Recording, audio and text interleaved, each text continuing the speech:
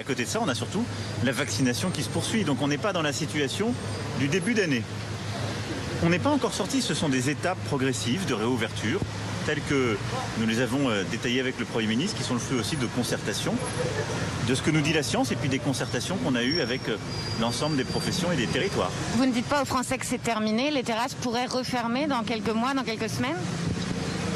J'ai envie de vous dire, habituons-nous à essayer de vivre ensemble le temps présent.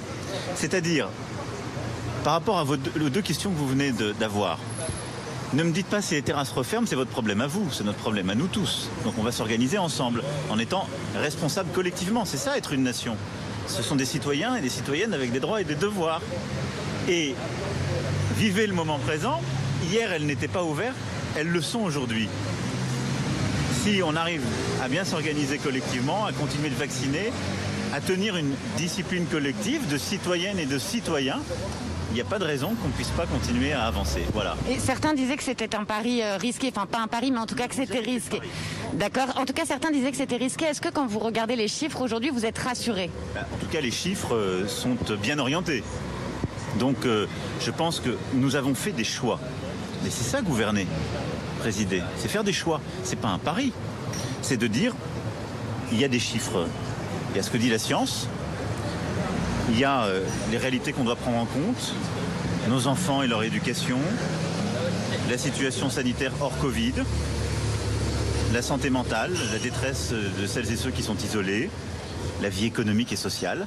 Et tout cela étant pesé, nous avons fait des choix. Et ces choix, nous les avons d'ailleurs adaptés avec pragmatisme à chaque fois qu'il a fallu le faire. Et donc là, je constate que ce qu'on a dit aux Françaises et aux Français il y a 3 semaines est d'autant plus possible et solide qu'en effet, les chiffres sont bien orientés et que ce qu'on appelle l'incidence, le nombre de cas par jour, a baissé. On va continuer de le surveiller. Si dans 15 jours, 3 semaines, 1 mois, il se met à remonter dans tel ou tel endroit, on adaptera les choses. C'est comme ça maintenant qu'on sait collectivement qu'on va faire. Est-ce que vous avez un mot à dire aux policiers qui manifestent aujourd'hui? Je ne vais pas faire d'interview sur cette date. Je pense que le gouvernement va s'exprimer, il y a des questions d'actualité, les premiers ministres et les ministres. On prend ce petit moment avant d'aller travailler, donc on va retourner voir à la fois nos collaborateurs et aller en conseil de défense, continuer, mais voilà, ce petit moment de liberté retrouvée collective qui est le fruit de nos efforts collectifs. Et vous aviez hâte. Merci à vous. Merci beaucoup. Merci. Monsieur Castex, est-ce que vous pouvez être